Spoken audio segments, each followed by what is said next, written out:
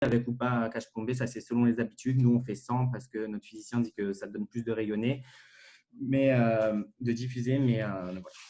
Donc, la mammographie, l'échographie chez la femme enceinte, c'est un peu plus compliqué parce que la glande se modifie. Les modifications habituelles, c'est l'augmentation de la densité. Il peut y avoir des microcalcifications sécrétoires qui apparaissent, mais qui prennent un aspect bénin. C'est normal pendant la grossesse. Et en échographie, ça change aussi. On a des ectasies canalaires. On a un aspect hypoéchogène de la glande qui peut parfois gêner. C'était le cas, par exemple, dans l'adénome lactant où on ne trouvait pas vraiment hypoéchogène, mais c'est parce que le reste de la glande était un petit peu hypoéchogène. Et c'est parfois un petit peu plus difficile. Et voilà, quoi qu'il en soit, chez la femme enceinte, on l'a dit, c'est dans la très grande majorité des cas bénin. On peut avoir des fibroadénomes, c'est fréquent. Le fibroadénome il peut apparaître, il peut surtout grossir et donc devenir palpable par la patiente. C'est pour ça qu'il est découvert. Il peut aussi s'infarcir, ça donne des douleurs et ça donne un asthme hétérogène. Donc, on accepte une augmentation de la taille des adénofibromes lors de la grossesse jusqu'à 20%. Au-delà, on ira quand même à la biopsie. L'adénome lactant, on ne peut pas faire le diagnostic comme ça, à part la clinique. Ça ressemble vraiment à un adénofibrome, mais on peut difficilement faire la différence entre les deux. Galactocèle, c'est une image kystique, mais chez la femme enceinte, on va pouvoir évoquer ça. Et lorsqu'on récupère du liquide lactescent, l'infarctus, ça donne des douleurs et ça peut donner des masses qu'il va falloir biopsier. Il ne faut pas les cytoponctionner. Comme c'est un infarctus, il va y avoir de la nécrose. Et en cytologie, ça va pouvoir faire penser à tort à des lésions suspectes, alors qu'en fait, le diagnostic est relevé à la biopsie. Gigantomastie exceptionnelle, une augmentation importante du volume mammaire. La mastite, comme d'habitude, mais quand même qui est très rare chez la femme enceinte. Et le cancer du sein, 3% des cancers du sein découverts chez la femme enceinte, souvent atypiques car agressifs. Là, on avait une portion irrégulière, c'était facile, mais il faut vraiment être très, très vigilant et chercher tout le moindre critère d'agressivité pour aller à la biopsie. Et donc, comme on l'a dit, chirurgie et chimiothérapie, toujours possible chez la femme enceinte.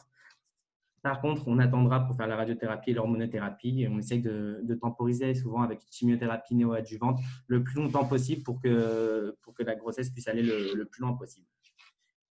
Ok, donc technique numéro 6, une femme de 57 ans, masse palpable.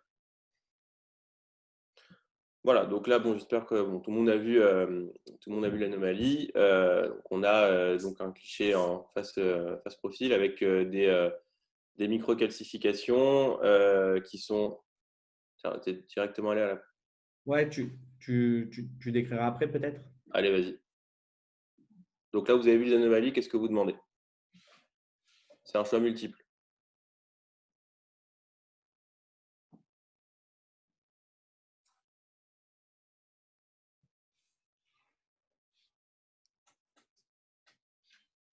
Je remonte l'image.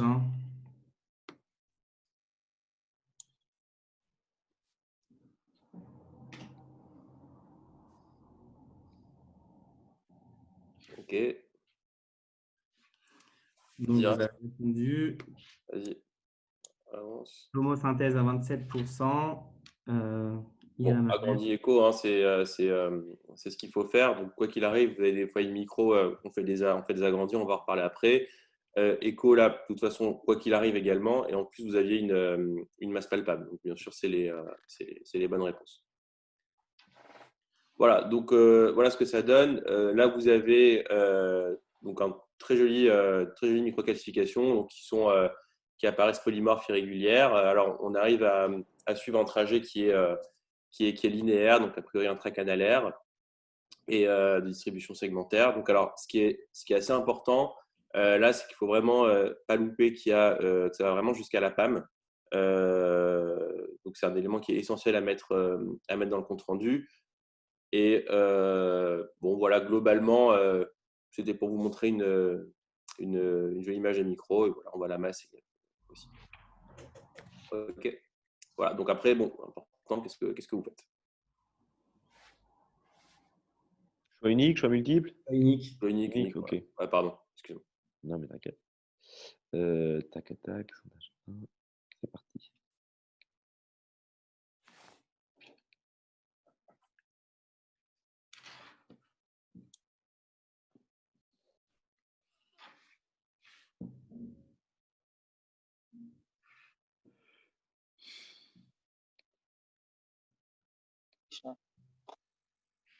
Alors, ça correspond à quoi? Vas-y, Raph.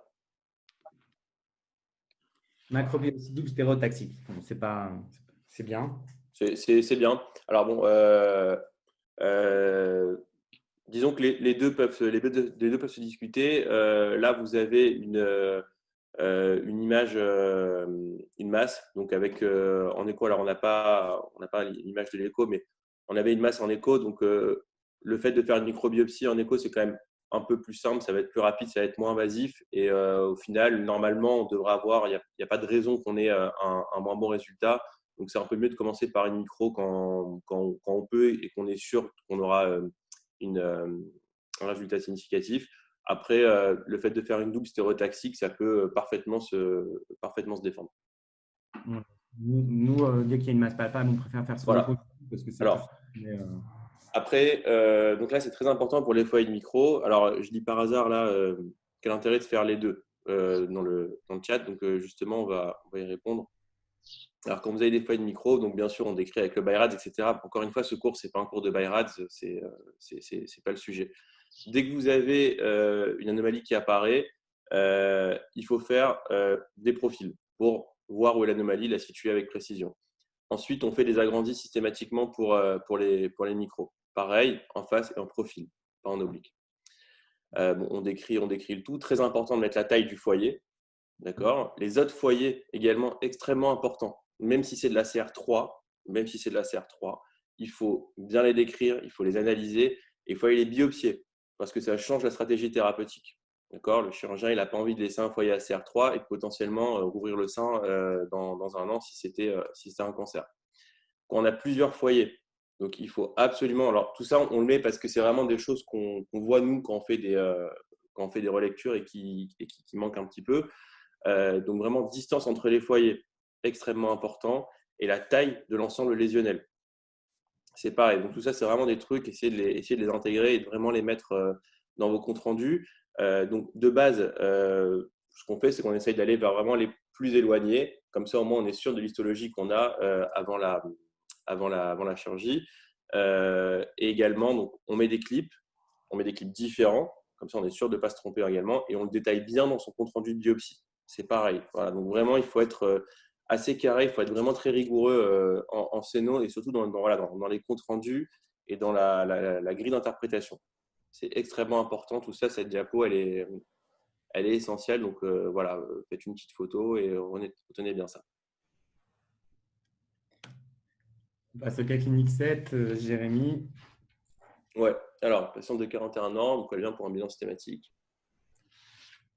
Alors, est-ce que sur cette image, il y a quelque chose qui vous choque? Alors, il y a pas de, je crois pas qu'il y ait de QCM là. Si quelqu'un a envie de prendre la parole, que voit quelque chose. Ouais, si quelqu'un veut prendre la parole. Vous voulez qu'on demande au docteur Fedida ou pas? Fedida, il est trop fort. Il est trop fort. Il va nous trouver autre chose. Ouais, c'est ça. Bon, c'est un peu difficile là sur cette image. Donc, alors, on va partir sur une tomo. Et là, vous allez me dire si vous voyez quelque chose. Je vais vous la refaire passer plus lentement. Ouais, fais-la passer lentement. On vous parle dans le chat, là, on vous dit des choses si vous voulez regarder. Alors, je vais regarder. On vous dit aussi oblique mal fait. Oblique mal fait. Bon, franchement, c'est pas le sujet. Hein. Désolé. Asymétrie de densité, bof, non. Ah, alors, il y a Charlotte Christophe qui a dit distorsion, etc. Alors, si quelqu'un prend la parole, prend la parole, hein, ceux qui ont le. Ceux qui ont dit asymétrie de distorsion, s'il y en a un qui veut le dire, Alors, qui veut prendre la parole. Allez, je vous laisse quelques secondes, prenez la parole, sinon j'y vais. Bon, vas-y, Santini. Bon, allez. Donc, vas-y, remets la tomo. Donc, on voit effectivement qu'il y a une distorsion architecturale en externe. Alors, vas-y, Raph, passe dessus. Je passe, mais ça défile lentement. Ah, il y en a qui m'a dit étoile noire, Star Wars, la base.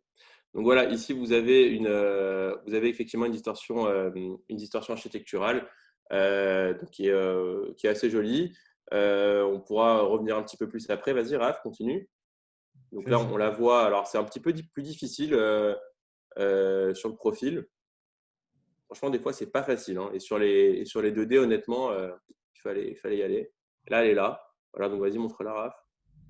Et tiens, vous voyez, c'est pas forcément évident. Franchement, il faut avoir l'œil. Voilà, donc là, c'est des… On vous montre les clichés parce que Ouais. la technologie passe un petit peu en saccadé. Ouais. Mais voilà l'image de distorsion. Vas-y. Donc ça revient en écho. Alors, c'est là en écho, vous voyez, c'est pas…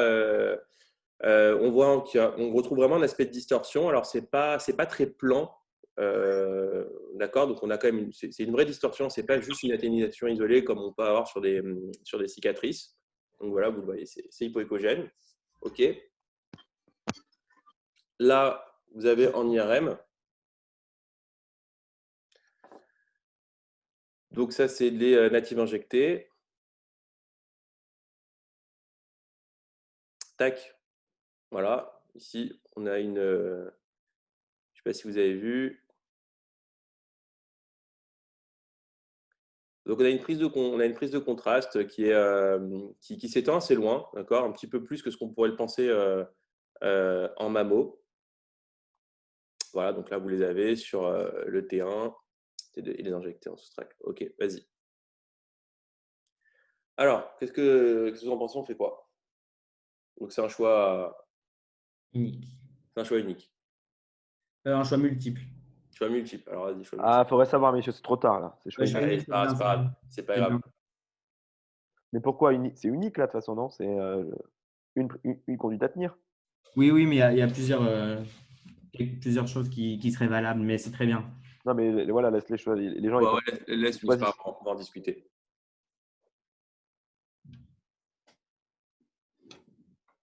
Après, vous voyez qu'on discute pas mal en mammo. Il n'y a pas forcément toujours une seule réponse. Ça va. Ok, donc réponse 3, microbiopsie écho. Donc, ouais, nous, on allait vers ça. Alors, c'est un peu le même principe qu'on a dit tout à l'heure. Là, on a quand même une cible écho qui est assez jolie. C'est pas juste une toute petite atténuation. On a quand même quelque chose. Donc, voilà, si on s'est bien piqué, a priori, on a quand même de la chance d'être dedans. Donc, est-ce qu'on va directement sur une macro? Ça peut dépendre des habitudes de chacun. Pourquoi pas? Mais en tout cas, la micro est quand même moins invasive. Et là, on a quand même une belle cible. Alors, là maintenant, voilà le compte rendu à la pâte, parenchyme mammaire, modérément trophique et fibreux, avec une mastopathie peu proliférante. Donc bon, pareil, il faut quand même savoir lire les comptes rendus à la pâte, c'est important. Donc là, en gros, ce qu'on vous dit, c'est voilà, c'est pas quelque chose de fameux. Donc qu'est-ce que vous en pensez? Là, c'est un choix unique, je crois. Multiple, bon, c'est pas grave. Pendant que les gens votent, j'ai vu des gens vous demander pourquoi vous aviez fait l'IRM sur ce cas. Est-ce qu'il y avait besoin de faire l'IRM forcément ou on aurait pu s'en sortir, voilà, biopsier la cible sous écho directement? L'IRM n'est pas forcément nécessaire pour cet examen. Ouais. Ce qu'il y a, c'est qu'on a souvent les dossiers de relecture qui arrivent avec des IRM. On en reparlera après. Et c'est pour ça qu'on l'a fait, nous, et qu'on vous la montre. Mais c'est vrai qu'une distorsion architecturale, d'autant plus avec une cible échographique, on va pas aller, c'est pas une indication d'IRM. Ouais, on va vous faire après un petit point sur les IRM. Alors ça, c'est vrai que les dossiers, nous, on les reçoit souvent avec l'IRM déjà fait. Donc, bon, voilà. Alors, ça donne quoi? Ah, bah, c'est très bien. C'est partagé. C'est Ouais, partagé. Bah, franchement, c'est très bien. C'est que des bons réflexes, en fait. Il n'y a que des gens forts. Donc, c'est discordant. Ouais, c'est vraiment le mot qu'il fallait. C'est bénin discordant. C'est exactement ça. Alors après, l'IRM mammaire pour vérifier la position du clip. Alors, là, de toute façon, quoi qu'il arrive, on l'aurait rebioxé. C'est discordant. Alors après, c'est un bon réflexe à avoir, de faire une IRM mammaire pour vérifier le clip. C'est bien, mais de toute façon, on l'aurait rebiopsié. Donc, on va, quoi qu'il arrive, vers une macro. Donc, on a fait la micro. Bon, ça ne marche pas, c'est pas passé. Donc, on va aller vers la macro. Vas-y, Raph. Voilà. Donc là, vous avez des séquences. Donc, est-ce que ça vous parle? Est-ce que vous connaissez cette séquence? Alors, je ne sais pas si on fait forcément de QCM, parce que ça fait beaucoup de QCM. Mais… Ouais, voilà, bon, en tout cas, vas-y, laisse tomber. C'est une séquence, donc c'est une séquence clip. donc avec du water as in phase. Donc c'est vraiment, alors c'est vraiment sympa. Honnêtement, on n'en a pas tout le temps besoin, mais des fois ça peut être un petit peu dur de voir le clip.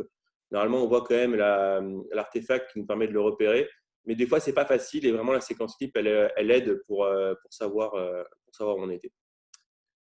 Et donc là, vous voyez que le sein il est comprimé, donc donc là c'est macro sous IRM. On a fait la macro sous IRM, mais sous écho, ça aurait pu se Ça très bien. aurait pu se faire parfaitement aussi, hein. C'est pas le sujet. Encore une fois, il n'y a pas forcément qu'une bonne réponse. Et donc là, pour le coup, on avait la mastopathie avec l'aspect de cicatrice radiaire. Et donc, si vous reprenez la mammo, effectivement, donc on avait la distorsion architecturale sans centre de danse. Donc voilà, la personne qui avait dit étoile noire, c'était ça. Et du coup, cicatrice radiaire, c'est pas un cancer, mais ça reste concordant et on les enlève parce qu'il y a un risque théorique de carcinome tubuleux.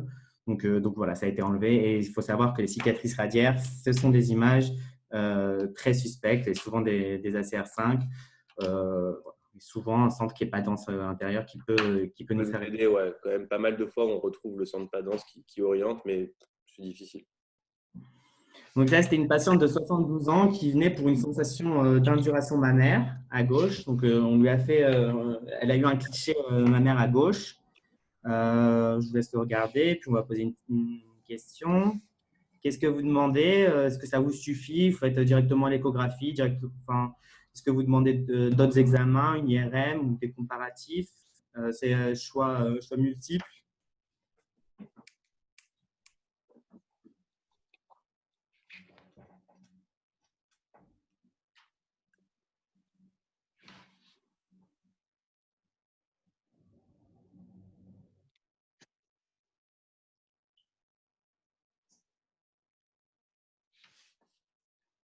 David, tu es là? Ah, il nous a lâché. Bon, du coup, ce qu'on demandait, nous, c'était quand même comparatif contralatéral, antériorité, échographie. Et on a ça qui apparaît. Et là, ça devient quand même plus informatif que précédemment. On voit donc clairement une asymétrie de densité globale au profit du sein gauche. Et donc, qu'est-ce que vous en pensez? C'est un ACR4. ACR4 fort, il y avait des limites convexes.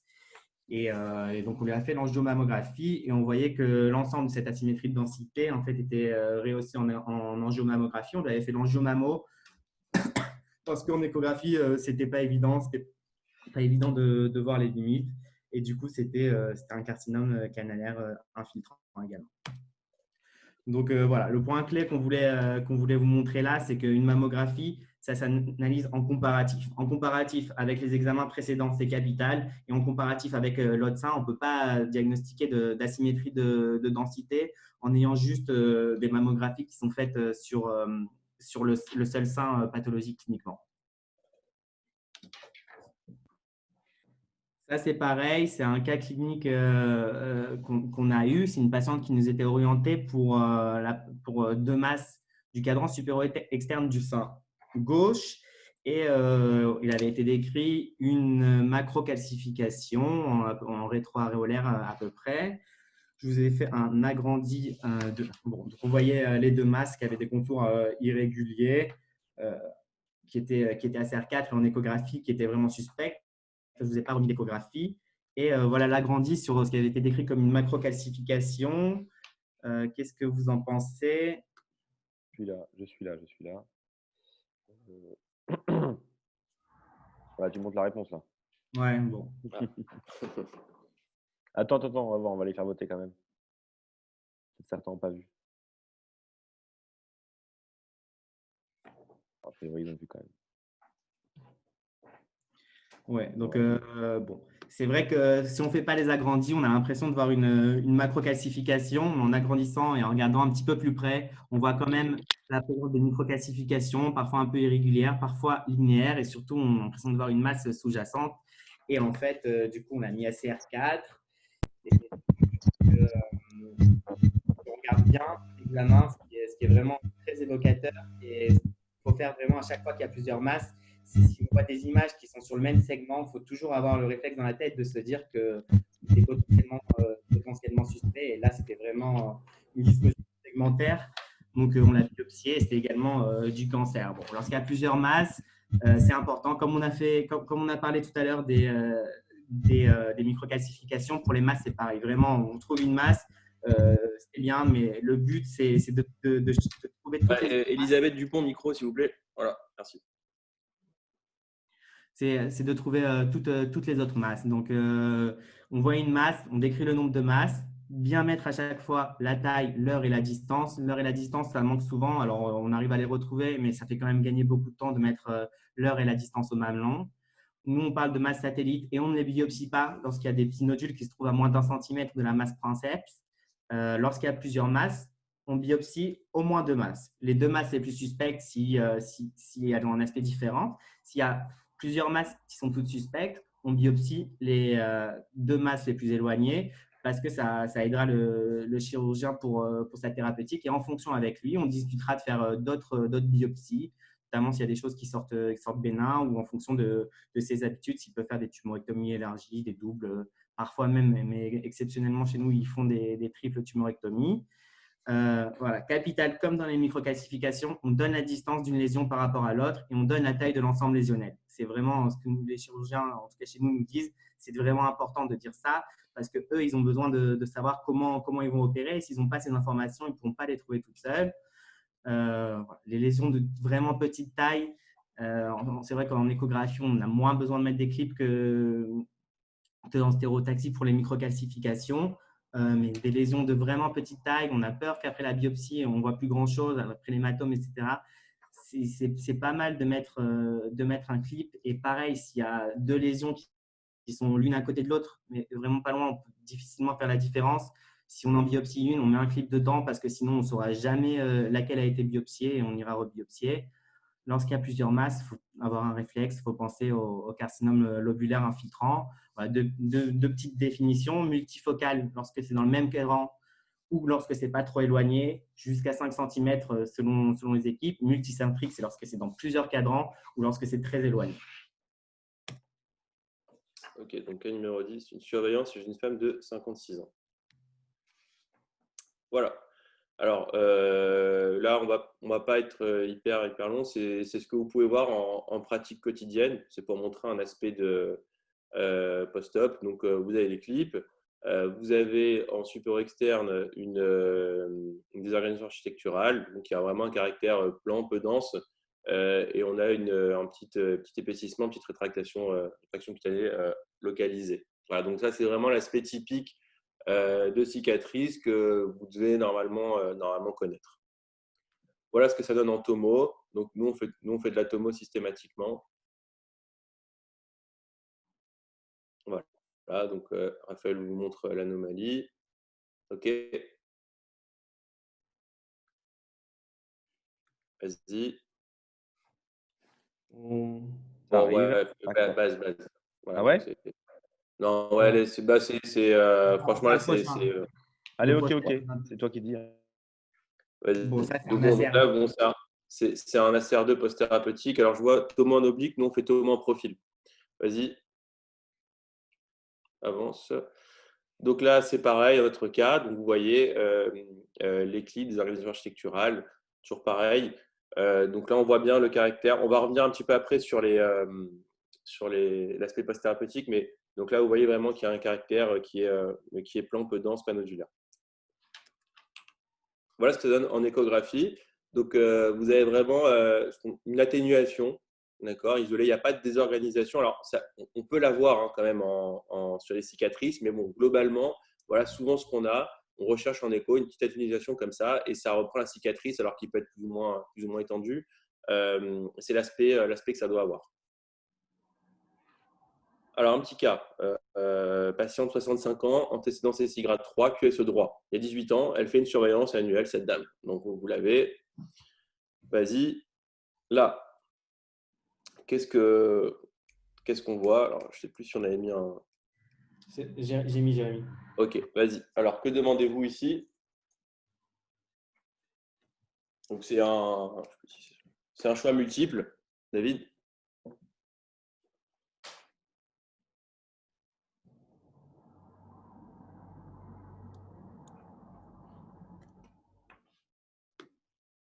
il est pas là. Si quelqu'un veut prendre la parole, bon, sinon on va. Il a mis, il a mis. Ah, j'ai pas Si, vu, je suis là, désolé. je suis là. Attends, qu'est-ce que tu crois? Excuse-moi, j'ai pas. C'est pas affiché. Ok. Très bien. Vas-y, Raph. Donc voilà, on l'a déjà dit, on le répète, c'est vraiment hyper important de voir les comparatifs, les anciens clichés, les antécédents. Là, bien sûr, vous avez quelque chose qui est apparu, donc c'était une masse, une asymétrie focale densité. Quoi qu'il arrive, on va vers l'échographie également. Alors, vas-y. Ça, c'est les clichés Donc, il y a un an. voilà, ça c'est le cliché d'il y a un an. Donc après, on va vous montrer un petit peu plus, mais bon, est-ce qu'il y a quelque chose ou pas là, on peut déjà le discuter. Et ça, c'était il y a 2 ans. Donc une année encore avant. Voilà, on vous met les différents clichés. Et là, vous voyez que bon, clairement, il y a quelque chose qui est apparu en externe, qui est sur le trajet a priori opératoire. Donc, on n'avait pas de clip, c'était il y a longtemps. Mais là, clairement, il y a quelque chose qui est apparu. Vas-y, je crois qu'on est après voilà, en oblique. Donc là, c'est pareil, hein, il n'y a pas de doute en plus, hein, c'est agresseux. Donc là, c'est vraiment, je ne sais pas s'il y a un QCM derrière, si on peut déjà un petit peu en discuter. Bon, là, c'est en écho. Donc, vous voyez la différence en écho par rapport à l'atténuation isolée qu'on a vue tout à l'heure. D'accord. Là, vraiment, on a une composante qui est nodulaire, hein, on peut le dire, c'est une désorganisation, mais qui est un petit peu nodulaire. Donc, c'est vraiment complètement différent. Donc là, on peut pas laisser passer ça comme une cicatrice qui se serait modifiée. Voilà, c'est pas du tout le cas. On a l'IRM derrière.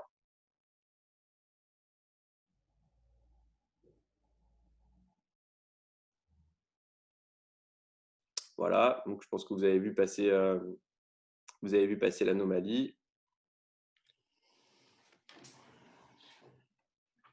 Les autres images qu'on voyait en inférieur qui étaient un petit peu hyper intenses, en fait, c'était spontanément en hypersignal. Voilà. Alors, vas-y, avance, Raph. Donc, on reprend les aspects qu'il y a en post-thérapeutique. Bon, le cas d'avant, vous l'avez compris, c'est une récidive. L'aspect post-thérapeutique, on l'a vu un petit peu tout à l'heure. Donc, épaississement et traction cutanée, bon, ça, c'est assez classique. Alors, pour ce qui est de la désorganisation architecturale, c'est extrêmement important de bien l'analyser. Elle doit garder normalement quand même un caractère qui est assez plan, assez linéaire. Elle ne doit pas être très dense, d'accord? Et on peut avoir, enfin, si on a des remaniements nodulaires qui apparaissent, là également, il faut vraiment s'inquiéter. Bon, vraiment, on insiste beaucoup sur le caractère plan de la désorganisation. Pour ce qui est de la cyto, alors la cyto, c'est pas forcément facile. Donc, hyper clarté focale, donc ça c'est au tout début. Après, ça peut vraiment se modifier pendant plusieurs années. Quand on a vraiment les grosses calcifications en coquille d'œuf, bon, c'est pas très difficile. Donc on peut le classer à CR2 et poursuivre un bilan annuel. Après, des fois, c'est pas évident. On peut avoir des petites micros, si on tourne un peu au mauvais moment, des petites micros qui apparaissent et qui peuvent être un peu douteuses. Alors, dans ces cas-là, si vous voulez classer à CR3, on ne pourra pas vous dire, voilà, on a fait de l'excès de zèle, etc. C'est pas grave, on fait un contrôle à 6 mois et puis on contrôle ce qui se passe. Au moins, on se rassure et puis voilà, on ne pourra pas vous en vouloir. Donc, des fois, c'est pas facile sur les calcifications sur cicatrices. Les récidives, donc c'est ce qu'on a dit tout à l'heure, donc la désorganisation se modifie, des microcales qui peuvent être plus inquiétantes et l'apparition de nodules. En termes de traitement, donc, les dames ont été quasiment tout le temps radiothérapées et donc du coup on ne peut pas refaire de radiothérapie. La plupart du temps, quand même, ça se finit par une mastectomie. Voilà.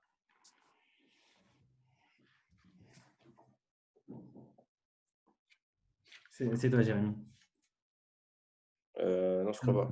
C'est un patient de 62 ans qui est orienté pour une masse rétroaréolaire sensible et douloureuse du sein gauche. Donc, c'est un homme depuis 4-5 mois. Il est orienté chez nous pour une biopsie parce qu'il y avait une masse suspecte qui avait été vue en échographie.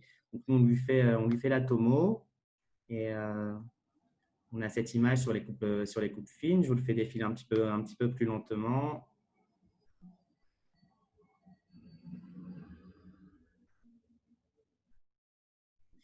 eh bien, on décrira après. Et bien sûr, on lui fait l'échographie. On a fait un petit film parce que plus parlant.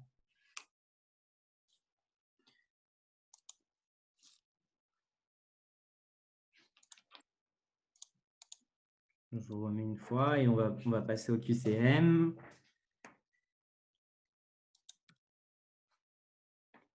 Ça, c'était dans l'autre plan, un petit peu le même aspect. Et donc, on va vous demander quel est votre avis, comment vous classez, qu'est-ce que vous faites. C'est un choix simple. Hein.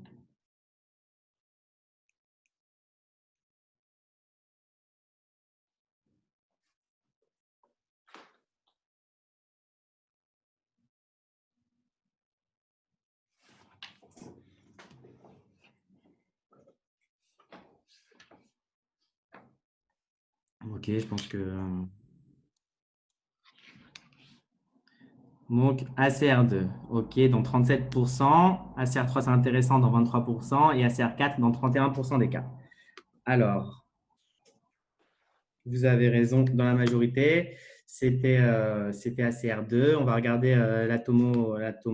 En fait, on voit une asymétrie de densité qui est vraiment rétro-aréolaire, avec un aspect un petit peu en flamèche, avec de la graisse entre chaque asymétrie de densité.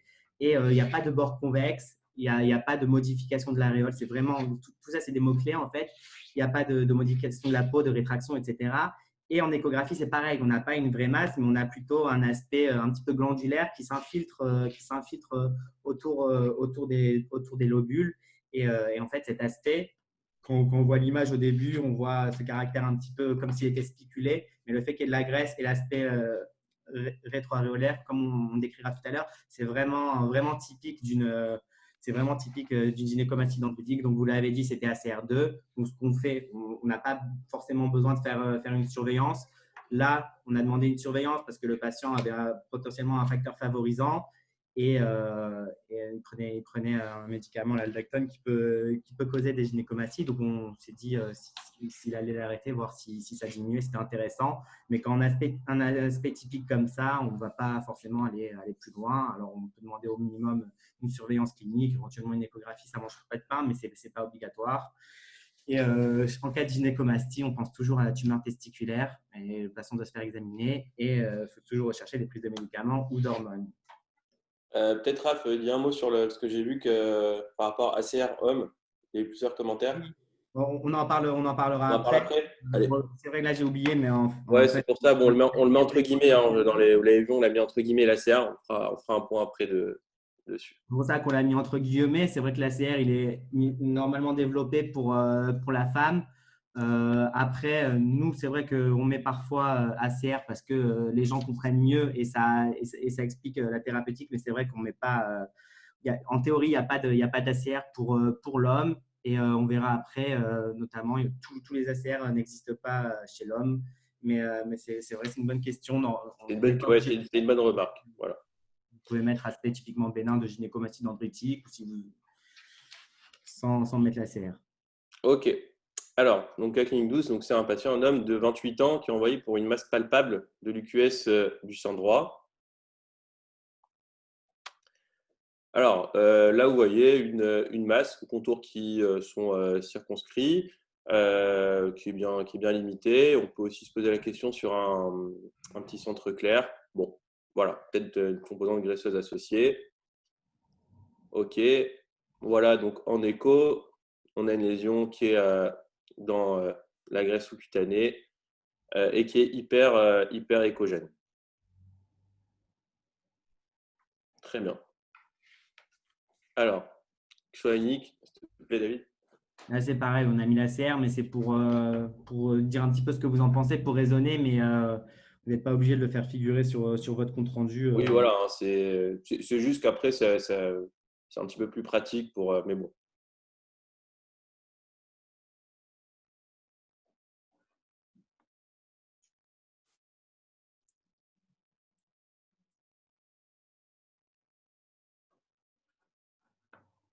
Ok, donc réponse 2, ACR2. Ouais, c'est très bien. Alors, nous, c'est pas, on n'est pas parti vers ça. D'accord. On a une lésion qui est indéterminée. Et on est chez l'homme. Donc chez l'homme, il n'y a pas de kyste, il n'y a pas de fibroadénome. Donc on est parti vers un ACR4. Il n'y a pas d'ACR3 non plus. Donc ACR4, on le répète un peu, c'est entre guillemets, mais ça permet un petit peu de dire ce qu'on pense et les suspicions qu'on a. Donc ACR4, donc on est parti vers une biopsie. Et la NAPAT a répondu diagnostic d'angiolipome, donc sans signe de malignité. Voilà. Mais il faudra vraiment très attention chez l'homme. Faut vraiment aller à la biopsie au moindre doute, et ça peut prendre des aspects qui sont un peu atypiques, ça peut être très agressif. Donc, il y a beaucoup de mutations associées au cancer. Bon, on va en reparler après. Et donc, faites vraiment très attention, quoi. Si vous êtes vraiment sûr de vous, typiquement voilà, la gynécomastie dendritique, et même sur ça, pour le principe, on la surveille, ça rassure un peu tout le monde. Voilà. Oui, c'est ça. Tout ce qui n'est pas une gynécomastie typique, ce sera biopsié. Ouais, il Et faut même vraiment si faire une attention. gynécomastie nodulaire, on verra, ça peut prendre un aspect comme Ouais. ça. Mais il n'y a pas d'image solide bénigne chez l'homme qu'on peut juste surveiller en disant ça n'a des fibromes. Donc, les lésions hyperéchogènes. Ouais, un petit point sur les lésions hyperéchogènes. Alors, c'est toujours intéressant. La plupart du temps, c'est bénin. Donc, voilà, on a les amartomes, les ganglions. Donc, on ne va pas faire une liste. J'aime pas trop ça. Pour ce qui est des lésions malignes, il faut faire un peu attention. Le lymphome, donc c'est une des lésions malignes qui peut être hyperéchogène. L'ovulaire infiltrant aussi, il faut faire attention. Et il y a un petit piège aussi, c'est sur le halo hyperéchogène, donc qui correspond en fait en échographie aux spicules qu'on va voir sur les lésions agressives. On peut avoir des fois des petites lésions qui ont beaucoup de spicules. Et en fait, ces spicules, au fur et à mesure du temps, elles peuvent donner l'impression de lésions hyperéchogènes. Donc, c'est un petit piège. Il faut faire attention, il faut bien regarder. Ensuite, on peut avoir des lésions qui sont un petit peu mixtes, hyperéchogènes, hypo-hétérogènes. Ça pose en général moins de problèmes. C'est des cancers qui ont une petite composante hyperéchogène, mais en général, ça pose moins de problèmes. Donc voilà, ce qu'il faut retenir, c'est que la plupart du temps, quand même, c'est un aspect c'est des lésions qui sont bénignes. Mais il faut faire attention. Donc, pour terminer, pour les cas cliniques chez l'homme, patient de 60 ans qui est orienté pour une masse rétro-aréolaire. Voilà la mammographie. La masse était rétro-aréolaire gauche, comme vous pouvez le voir. Et on lui a fait une tomo de face qui donnait cet aspect. Et sur les coupes fines, on voyait cet aspect également. En échographie, c'est assez simple. On voit cette image. Qu'est-ce que vous faites? Je vous remets les images d'échographie. Qu'est-ce que vous en pensez? SR 1, 2, 3, 4, 5. Entre guillemets, bien sûr, parce que pas forcément d'ACR sur l'échographie. Bon, du coup, c'est pas très compliqué. On va pas besoin de faire le QCM. On a donc cette masse qui est rétro-aréolaire, qui est spiculée. À la différence de la gynécomastie dendritique, on ne voit pas d'aspect en flamèche, on ne voit pas de tissu graisseux qui sépare les densités qu'on voit. C'est une vraie masse. Il y a d'autant plus qu'il y a une rétraction mamelonnaire. Bon, ce qui était un peu atypique pour cette masse, c'est l'aspect rétro-aréolaire. C'est vrai que les cancers sont fréquemment excentrés. Ici, c'était rétro-aréolaire, mais on n'avait pas trop de doute sur l'aspect, que ce soit en mammographie, en échographie, la rétraction mamelonnaire.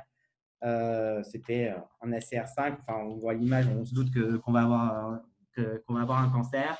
Et c'était un carcinome infiltrant non spécifique de grade 2. Il y avait un ganglion, donc passant à une mastectomie, un curage ganglionnaire et une hormonothérapie.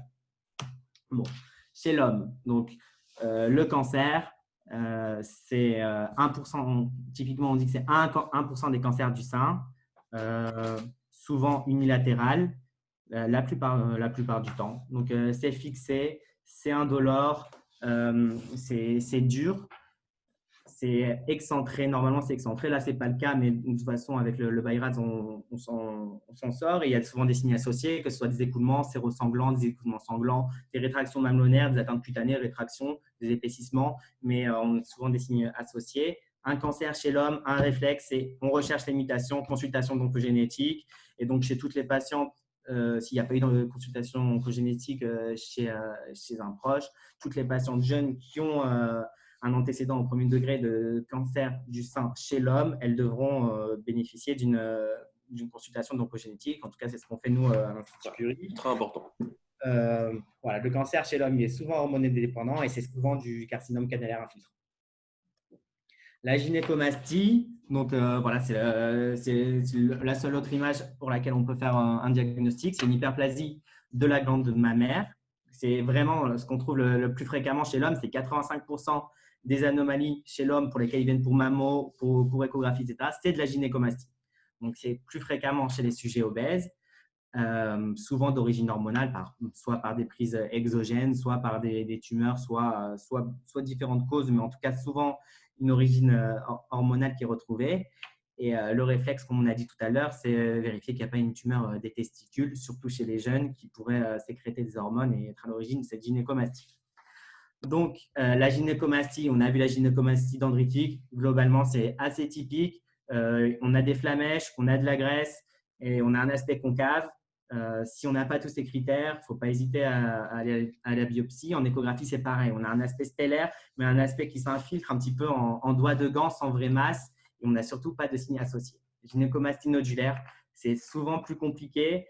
Ça peut ressembler à des nodules. On fait difficilement la différence. Et on va pas souvent aller à la biopsie. Et voilà, bon, il n'y a pas d'ACR chez l'homme, mais globalement, ce qu'on peut retenir, c'est qu'il n'y a pas d'équivalent ACR3 en tout cas, ni de masse qu'on peut classer ACR2 chez l'homme. Toute masse, il n'y a pas d'adénofibrome, il n'y a pas de kyste, donc toute masse, elle sera biopsiée. Et voilà, bon, il y a le cas plus facile de la gynécomastie où on voit une augmentation de volume des seins, on fait la mammo, c'est graisseux, on peut s'arrêter et on cherche les causes favorisantes. Donc, bon, ça, c'est un autre dossier. C'est assez marrant, en fait. C'est une patiente de 44 ans qui consulte en ville pour une sensation de modification mammaire, gonflement. Elle fait une première mammo-échographie normale.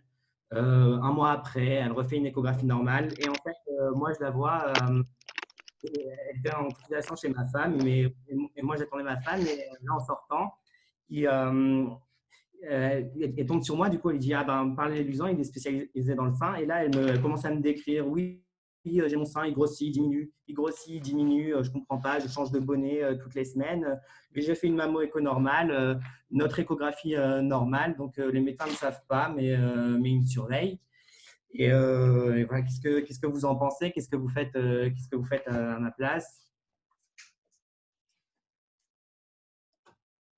Donc, Je suis là. pas grave, vous avez fait une mammo-échographie, c'était normal. Est-ce qu'on se dit, bon, elle est bizarre celle-là, je change de bonnet toutes les semaines, on va l'envoyer consulter.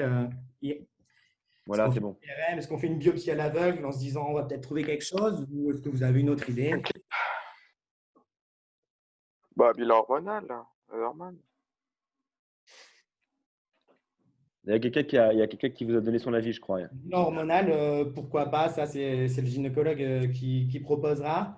Mais pourquoi pas? Oui, bien sûr, elle va consulter son gynéco qui va proposer de chercher des causes. Mais voilà. Donc, la réponse qu'on attendait, c'était ça. IRM mammaire, qui a une discordance radioclinique. La patiente nous décrit, la patiente fait plusieurs examens qui sont normaux. Elle nous décrit vraiment des symptômes. Donc, on examine bien la patiente et aussi on croit les patientes. Elles nous disent que le sein s'est modifié. Enfin, la plupart du temps, il faut les croire. Et en discordance radioclinique, il faut vraiment vite aller à l'IRM mammaire parce que ça permet de relever des diagnostics. Donc, on lui a fait l'IRM mammaire et bingo, on a trouvé une anomalie. On a trouvé cette image.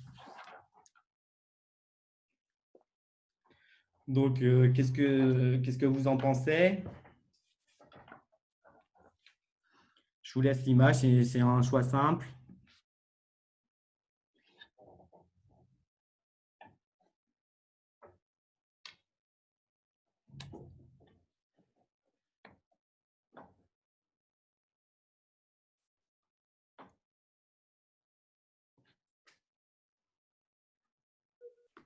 Donc voilà, bon. Les réponses que vous avez données, c'était ACR4 et ACR5. Donc globalement, vous n'avez pas de doute, c'est suspect, il va falloir biopsier. On l'a mis ACR4 parce que le rehaussement était plutôt linéaire. C'est vrai qu'il est irrégulier, c'est vrai qu'il est linéaire, mais il n'est pas vraiment segmentaire. Donc on l'a mis ACR4, on pourrait le mettre ACR4C, en tout cas ACR4 vraiment suspect en IRM. Et puis du coup, qu'est-ce que vous faites? Elle a déjà eu des mammo-échographies normales. Est-ce que vous l'orientez vers un chirurgien pour une tumorectomie? Est-ce que vous faites une biopsie sous IRM? Est-ce que vous faites des agrandis? Est-ce que vous faites une écho de seconde look ou une angiomammographie? C'est vraiment un réflexe qu'on veut vous faire passer aussi. Vous savez sûrement déjà, mais ça fait pas de mal de le revoir.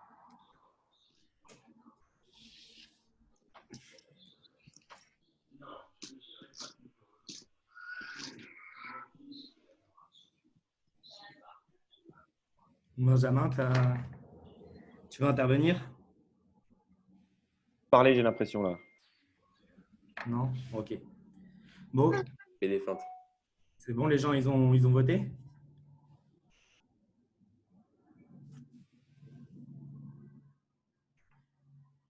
Échographie de seconde look. D'accord. Donc, ça ressort en majorité, mais on n'a pas agrandi dans la région centrale. Il faut savoir que les rehaussements non masse du sein, comme on a là, il faut vraiment absolument faire une échographie de seconde look, bien sûr, et des agrandis dans la région centrale. Il y a souvent des microcalcifications, des microcalcifications qui ne sont pas vues sur les clichés normaux, mais tout rehaussement non masse doit faire réaliser des agrandis pour rechercher des microcalcifications. Alors, on en trouve rarement, mais on peut en trouver. On verra ça plus tard. Là, du coup, elle est venue au centre, donc on lui a refait une tomo. Et avec nous, sur nos clichés, on avait quand même une asymétrie de densité en rétro-aréolaire qui semble concorder avec l'image IRM. Mais voilà, un épaississement de la peau aussi. Donc, il y avait des anomalies. Mais bon, c'est vrai que c'était difficile, surtout en échographie. Franchement, on voyait pas grand-chose. Il y avait des zones hétérogènes, des zones atténuantes. On a vu cette zone atténuante qui était plutôt un peu externe par rapport à ce qu'on avait vu, en IRM. Et il y avait aussi des ganglions à cortex épaissi, une peau épaisse. On aurait pu évoquer une mastite. Mais du coup, on a quand même décidé de lui faire une macrobiopsie sous échographie de cette image qui était un peu externe. Et en même temps, en fait, on est allé en rétroaréolaire pour essayer de récupérer des images qui pourraient correspondre au rehaussement non masse. Et on a fait la cytoponction sur le ganglion, bien sûr. Et l'anapathe de la macrobiopsie sous échographie, j'avais fait une macro parce que l'image échographique était un petit peu n'était pas évidente. Je voulais optimiser au plus le chance de résultats concordants. Bon, au final, ça a pas forcément fonctionné. Ça a répondu mastopathie avec atypie. Nous, on n'était pas forcément d'accord, d'autant plus qu'on a fait la cytoponction, on a retrouvé des cellules suspectes. Donc, pareil, on a fait une séquence clip. Bon, le clip qui était un petit peu en externe, ça on s'y attendait puisque la cible qu'on avait vue en échographie était un peu plus externe. Mais bon, on avait biopsié quand même en rétro-aréolaire. On a décidé de faire une macrobiopsie sous IRM. Et en fait, c'était un carcinome canalaire infiltrant de grade 3. Donc, bon, très agressif. Donc, vraiment, disturbance mammoclinique. Vraiment, faut orienter vers l'IRM. C'est important. Ça peut… C'est capital. Voilà. Donc, l'IRM mammaire, on le fait. C'est important de ne pas l'oublier. C'est important aussi de ne pas trop en faire. C'est vrai que nous, on a beaucoup de cas avec des masses uniques, des seins parfois graisseux, des choses qui viennent avec des IRM. Alors, parfois, c'est bien, on est content quand on voit qu'il n'y a rien d'autre, on sait qu'il n'y a rien d'autre. Et parfois, on est vraiment très embêté parce qu'on retrouve des rehaussements, des rehaussements de fond un petit peu difficiles, des rehaussements non masses qu'on va devoir explorer. Ça fait perdre du temps à la patiente. Ça fait des explorations supplémentaires, parfois des biopsies. Donc, vraiment, il faut essayer de respecter les indications d'IRM mammaire. On a essayé de les résumer ici. Donc, les femmes à risque, bien sûr, on fait une IRM mammaire. Chez nous, à l'Institut Curie, entre 30 et 65 ans, toutes les femmes à risque, qu'elles soient mutées ou pas, elles ont une IRM mammaire. Les patientes qui ont une radiothérapie thoracique avant 30 ans, elles sont considérées à risque, elles ont une IRM mammaire. Dans le cadre du bilan préopératoire, que ce soit des carcinomes lobulaires infiltrants, des patientes jeunes, et ce d'autant plus qu'elles ont des seins denses et difficiles, on va aller à l'IRM. Et avant chimiothérapie néoadjuvante, on va toujours faire une IRM. Ça permet, c'est plus facile pour le suivi. Bon, rupture de prothèse, évidemment, c'est là qu'on voit le mieux les ruptures de prothèse. Même si on les voit, on peut les voir en échographie. Et voilà, les autres situations où on va faire des IRM, c'est lorsqu'on suspecte une récidive ou on voit un ganglion qui évoque une origine mammaire. On n'a rien trouvé en mammo-échographie, on va aller à l'IRM mammaire. On a une discordance entre l'imagerie et l'anapathe et on va vouloir vérifier la position du clip. Donc, on va en IRM, on a une discordance entre l'imagerie et la clinique, on va faire de l'IRM. Lorsqu'on a des doutes, mais si vraiment on a un doute, c'est vraiment difficile, on va demander l'IRM. Ma mère, mais ce n'est pas systématique. Parfois, ça complique plus les choses qu'autre chose. Et en cas d'écoulement mamelonnaire sans lésion mammo-échographique, on peut discuter de faire des IRM, même s'il y a certains chirurgiens qui n'ont pas besoin et qui vont directement aller explorer chirurgicalement l'écoulement. Donc ça, c'était pareil, une patiente un petit peu plus jeune, de 32 ans, qui venait pour un sein inflammatoire. Il était rouge, il était chaud, il était douloureux, ça lui faisait mal. Et on a cette image sur la mammographie. Bon, désolé, la qualité, elle n'est pas optimale sur cette image, c'est un peu clair, mais bon, on voit quand même qu'il y a une asymétrie de densité avec des limites un petit peu convexes. C'est assez diffus, mais ça prédomine dans les cadrans supéro-externes et à l'union des cadrans externes. Et en échographie, bon, on voit à peu près qu'il y a un petit épaississement cutané, on voit un aspect un petit peu hyperéchogène de la glande qui colle bien avec une mastite, en tout cas une inflammation du sein. Et on voit ces images qui ne sont pas très spécifiques, un petit peu linéaires, un petit peu floues, qui sont étendues comme ça, avec des zones un petit peu atténuantes. Mais en tout cas, on ne voyait pas franchement de vraies masses spiculées. L'IRM, voilà l'IRM. Donc, on retrouve un petit peu les mêmes choses, une asymétrie de densité. On se demande s'il n'y a pas de la distorsion également. On voit par endroits des images un petit peu hyper intenses, mais pas beaucoup, et surtout un rehaussement non-masse segmentaire, qui a priori est très suspect. On ne pose pas de quiz parce qu'on ne peut pas faire le diagnostic. Ce qu'il faut retenir vraiment, c'est que devant tout ça inflammatoire, il ne faut pas perdre de temps, il ne faut pas s'aventurer à des diagnostics. Je pense que c'est une mastite granulomateuse, une mastite à plasmocyte. Il faut éviter ça.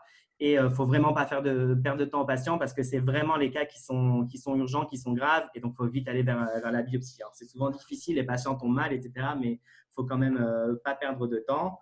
Là, c'était l'anapathe qui avait fait le diagnostic, mastite granulomateuse idiopathique. On va passer rapidement, c'est rare, mais ça arrive. En mammographie, ça peut parfois être normal. On retrouve souvent une asymétrie de densité. En échographie, c'est toujours pathologique. Ce qu'il faut retenir, c'est que c'est ACR4 ou 5, donc il y a toujours une biopsie et on ne fera pas le diagnostic comme ça. C'est bien de savoir que ça existe parce que si on a les résultats de la biopsie, on est en RCP, ah oui, c'est vrai, ça y ressemble, c'est concordant, etc. Mais on ne fait pas le diagnostic à l'avance. En IRM, ce n'est pas discriminant non plus. On retrouve souvent un signal qui est élevé en T2 et une augmentation de la diffusion avec une restriction du coefficient de l'ADC en raison d'une inflammation chronique. Voilà, il n'y a pas de signe discriminant, donc on va aller à la biopsie. Un autre cas, une asymétrie de densité dans les cadrans inférieurs, avec en échographie cet aspect de plusieurs masses regroupées qui vont faire un petit peu des images tubulées, des images en doigts de blanc. Et ça, c'est quand même évocateur de la mastite granulomatose idiopathique. On peut y penser, on peut l'évoquer, mais on fait la biopsie et on verra. Et voilà, c'est souvent associé à des ganglions épaissis, donc on va faire la cytoponction dans le même temps. Ça, on va passer rapidement. C'est le boulot de l'anapathe des cliniciens.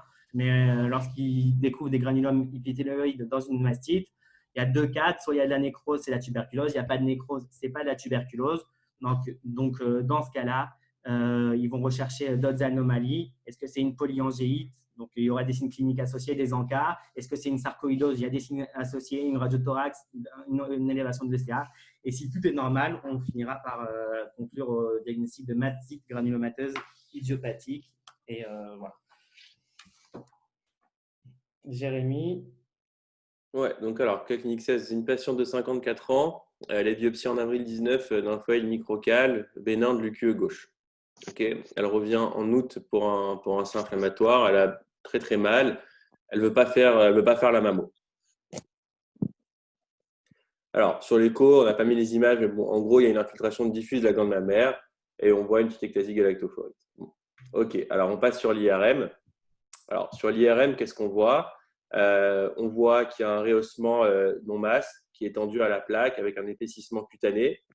OK, donc si on voit comme ça d'un premier abord, on se dit, bon, ça peut être assez inquiétant. Ensuite, on fait un petit peu attention et en fait, vous voyez sur les images qu'il y a des canaux qu'on peut dessiner, si tu peux les montrer, Raph, qui apparaissent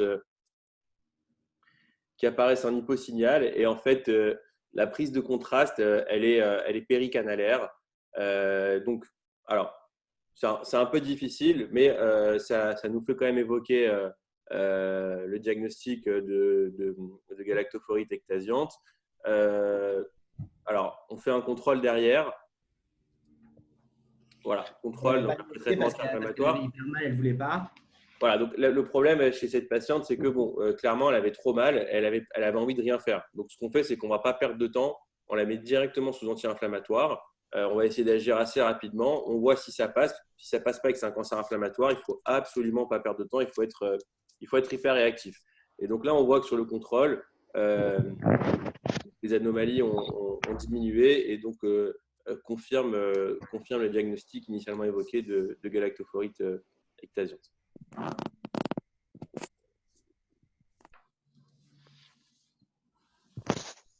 Donc ça, c'est une patiente de 79 ans qui nous est adressée en relecture parce qu'elle a une récidive de son cancer du cadran supérieur externe droit. Elle va avoir une mastectomie donc. Et en fait, la biopsie avait retrouvé du carcinome lobulaire infiltrant. Moi, je l'ai en relecture. Sur la mammo, on voit bien la masse à droite. Je ne vous la remets pas, c'était évident. Une échographie, c'est pareil, une masse typique. Et en fait, elle avait déjà eu son scanner thoraco-abdominopelvien pour le bilan d'extension. Et je vous montre. Donc, sur le scanner, on voyait très bien son cancer, donc qui était une grosse masse qui se creusait. Ce n'était pas bien compliqué. Mais je vous montre ce cas parce que voilà, c'est pour vous dire qu'il faut vraiment que vous vous serviez des examens qui sont à votre disposition. Et le scanner, lorsqu'il est injecté, il est vraiment très informatif au niveau des seins.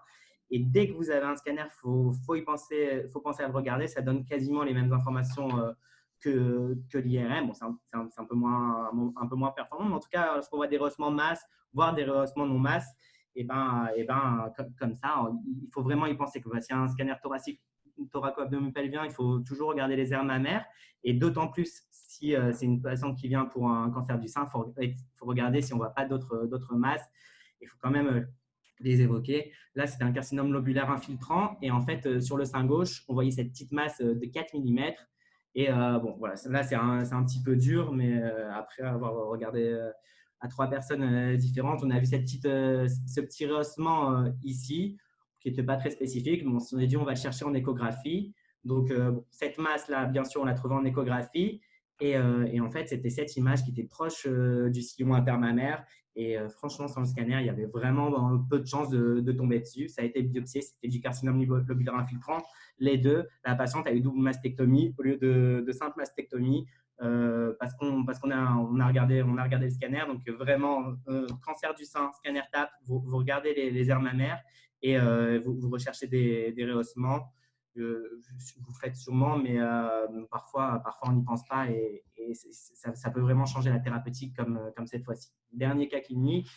Alors, c'est une masse palpable chez une patiente de 51 ans. Sur la mammo-écho, donc on retrouve la masse au niveau de cadran externe. La patiente, elle a eu une IRM, on va vous la montrer. Voilà, donc là, vous voyez, voilà. Je crois qu'il y a encore une image d'IRM, non? Non. C'est tout. Bon. Il y a… Vas-y, remets, s'il te plaît, comme ça, on décrit l'IRM. Donc là, vous avez une masse, ok, donc dans le plan profond. Et en fait, quand on regardait bien, bon là, c'est sûr qu'on vous a mis les plans, mais les planches, mais en fait, on avait vraiment un rehaussement. Vous voyez qu'il y a vraiment un rehaussement non masse linéaire, d'accord. Donc là, vraiment, ça évoque quand même une composante intracanalaire. C'est assez joli. Des fois, c'est pas aussi marqué, mais là, c'était vraiment très joli. Donc là, c'est pareil. Qu'est-ce que vous faites? Donc, on vous dit qu'il y a une masse. Vous voyez l'IRM. On a l'impression qu'il y a un rehaussement non masse qui est intracanalaire. On va vers quoi? La mammographie et l'échographie, elles retrouvaient initiale, elles retrouvaient vraiment que la masse, la masse. C'est un choix multiple. Bon, je sais pas si tu l'as mis multiple, c'est pas grave. Je l'ai mis unique, excuse-moi. C'est pas grave. C'est grave. Il y a surtout un truc.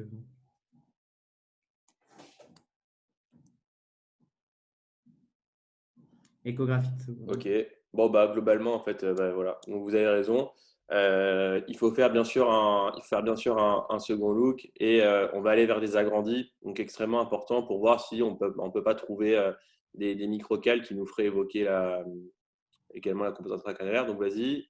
Je pense qu'on a Surtout, l'agrandi, on a l'agrandi après. J'enlève le truc.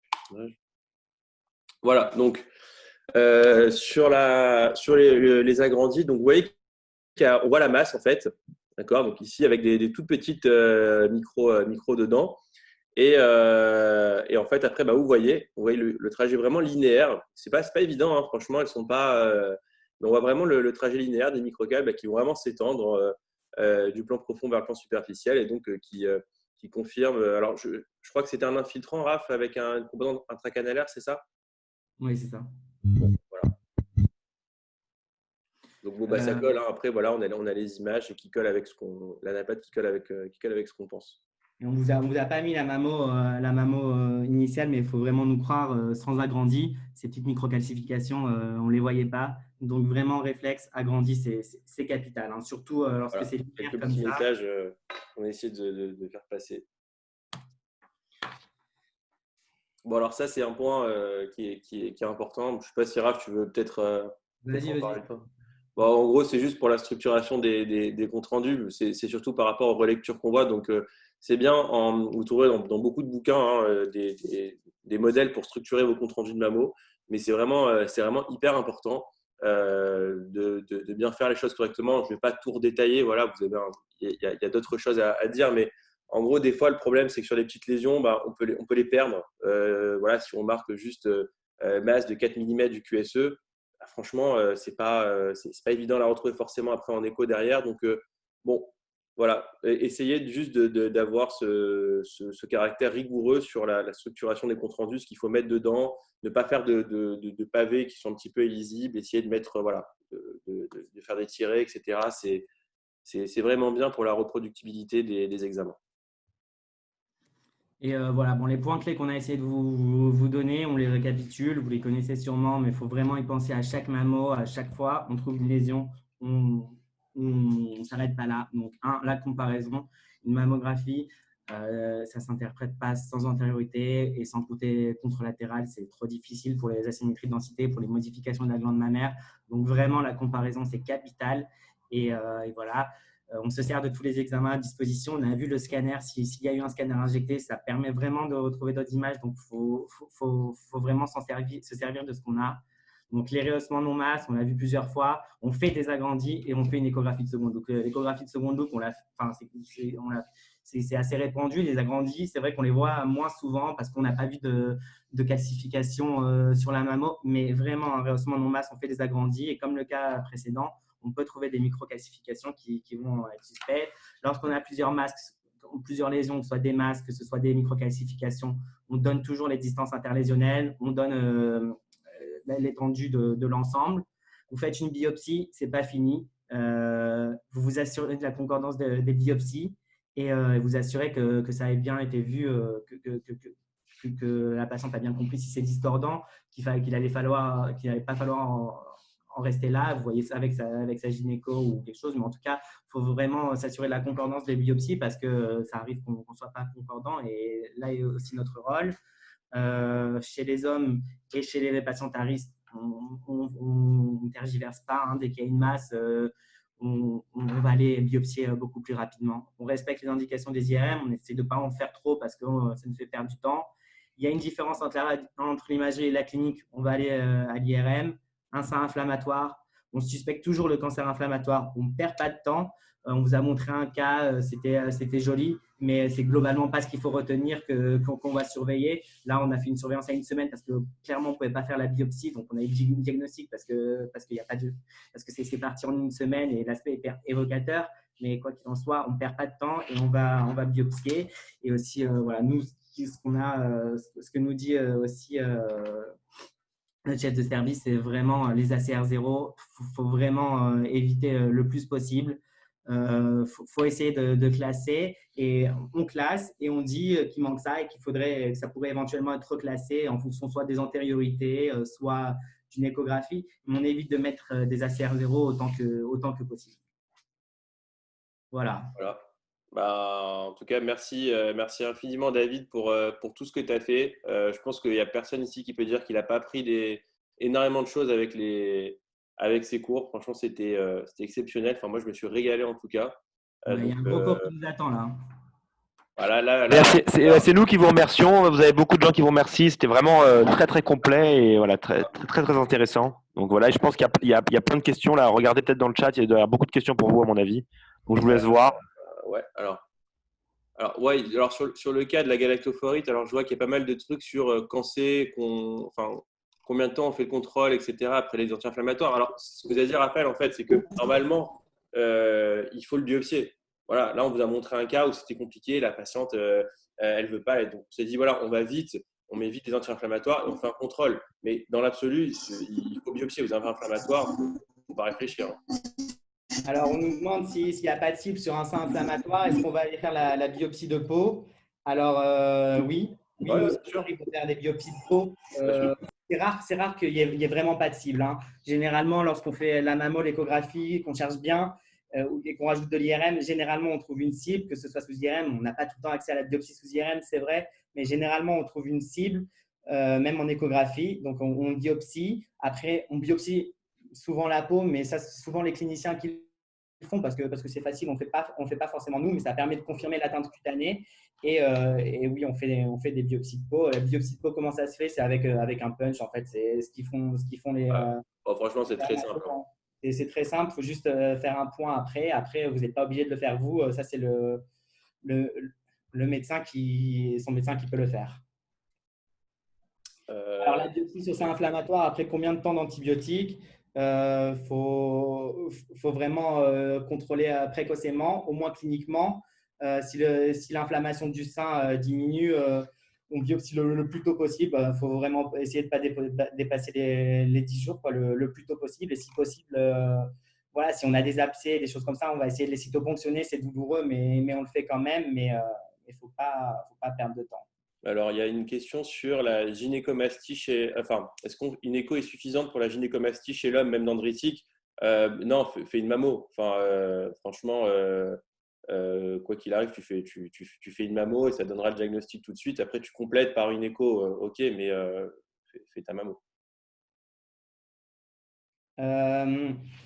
Donc, on parle de rehaussement non masse lorsqu'il n'y a pas d'anomalie en T1 et T2. C'est bien ça, oui, c'est ça. En gros, on voit pas de masse en T1 et T2. Il peut y avoir des anomalies. On peut avoir un aspect un peu épaissi, comme on avait vu dans la massite granulomateuse, mais on n'a pas de masse. C'est ça, un rehaussement non masse. On n'a pas de masse en T1 et T2. On voit pas de nodules. On va parler de rehaussement non masse et après, on va décrire le rehaussement, les contours de ce rehaussement non masse, l'orientation, et en fonction de ça, on va le classer et penser à faire les agrandis. L'atomo, les limites de l'atomo. L'atomo, c'est génial pour les organisations. Vous l'avez vu avec le cas sur la cicatrice radiaire. La vraie limite de l'atomo, c'est sur les calcifications. L'incidence de préférence, nous, on fait de profil. Après, ça marche très bien dans d'autres incidences. Hein. Nous, on n'a pas beaucoup de dépistage. On n'a pas beaucoup de dépistage à Huguenin. Donc les patientes ont les 3 incidences. On fait face, profil et oblique. Et on fait la tomo sur le profil. Comme ça, on se laisse l'oblique en mammo et on voit plus de microcalcification, on voit plus de glandes. Donc, voilà, c'est ce qu'on fait, mais il n'y a pas de règle générale. J'imagine que dans d'autres centres, ils font autre chose.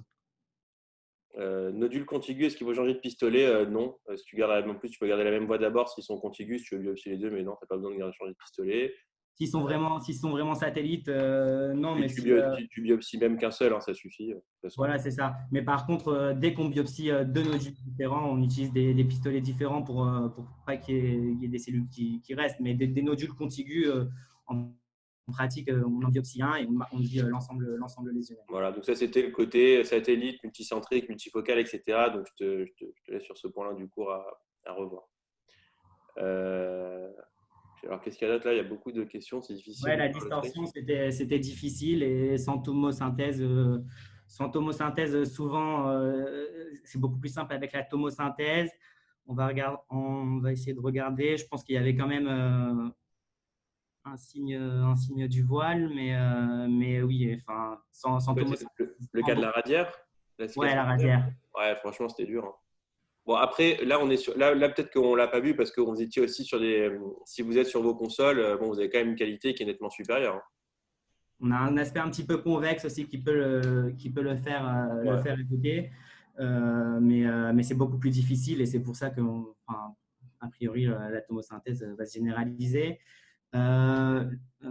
Contigu, c'est combien de millimètres? Nous, jusqu'à 10 millimètres, on considère que c'est des nodules satellites. Après, c'est des critères, même pour la multifocalité, multicentralité, c'est des critères qui peuvent être un peu débattus. Hein. Bon, faut voir en fonction des habitudes de chacun et après, tu fais en fonction du bon sens aussi. Si tu vois qu'il y a une lésion qui est à côté, qui a la même tête, etc., et qu'elle est satellite, on n'en biopsie qu'une seule, voilà, comme on l'a dit. Pourquoi on a fait une angiomano? Ça, c'est une question de simplicité. La patiente, on ne pouvait pas beaucoup la déplacer. Elle était là, elle était sur place, et on va l'angiomamo, quoi. Voilà, on l'a faite directement. Ça donne de très bonnes informations. Et puis voilà, quand on n'a pas le temps de faire l'IRM avant, on va faire l'angiomammographie. Mais pour l'instant, c'est vrai qu'on fait plus d'IRM parce que c'est voilà. Tu as vu d'autres questions, Jérémy? Je sais pas. Attends,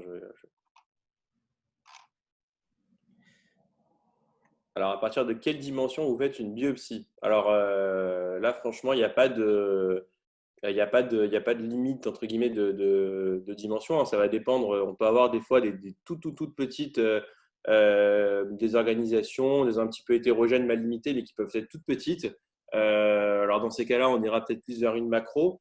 Ça va dépendre de la dame, de son sein, mais en fait, il n'y a pas de limite. Hein. C'est l'aspect qui peut être en écho ou en mammo qui va te dire bah oui, je vais sur une biopsie ou pas. Oui, c'est ça. Dès qu'on voit une masse, on la biopsie. Voilà. J'ai vu taille globale des lésions, ça veut dire la somme des masses. Non, ce n'est pas la somme des masses, c'est la taille d'une extrémité de la première masse à l'extrémité de l'autre masse. Ouais. C'est ça l'ensemble lésionnel. C'est pas juste on additionne les deux mesures, mais c'est on mesure d'une extrémité d'une masse à l'extrémité de l'autre masse. Bon.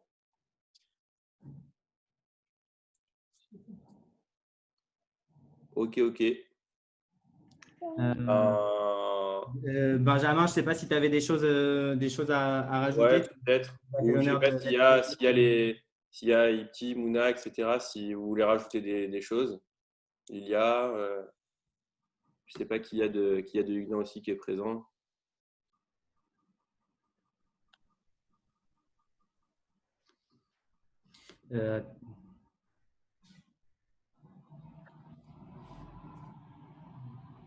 Bon, si quelqu'un veut commenter. Benjamin n'a pas pris la parole? Non, il n'a pas. Non, bah, je pense que c'est bon, non? Allez, très bien. Vous avez fait le tour des questions? Dans une demi-heure, il y a le cours du patron. Ouais, il y a le cours du patron dans une demi-heure après. Ah ouais. Ouais. Comment faites-vous la séquence clip? Juste nous, on ajoute l'inphase et le water avant Gado. Et IRM mammaire, si grossesse avancée, pour la mettre sur le ventre, oui, c'est compliqué. Donc, globalement, de toute façon, dans la majorité des cas, on ne fait pas d'IRM. Je n'ai pas de souvenir qu'on ait fait une IRM à une patiente enceinte. Et oui, si la femme est enceinte avancée, ça va être compliqué de la mettre sur le ventre. Quel cours? C'est le cours à 11h de Frédéric Zetoun sur la Brom instabilité, SLAP, etc. Donc, voilà, merci mille fois, les mecs. Merci, c'était vraiment super. C'était très riche et vraiment super. Merci beaucoup. Hein. Merci beaucoup et merci à tout le monde. Merci aussi à une grosse dédicace à toute l'équipe de René Huguenin qui est exceptionnelle et puis à nos futurs internes s'ils nous regardent. Ouais, merci à tous. Merci à tous, à toute l'équipe. Vous nous avez tous donné des cas, des topos, des choses comme ça. Ouais, vraiment, merci beaucoup. Hein. Voilà. Merci beaucoup. Allez, à bientôt, les mecs. Salut. Allez, salut.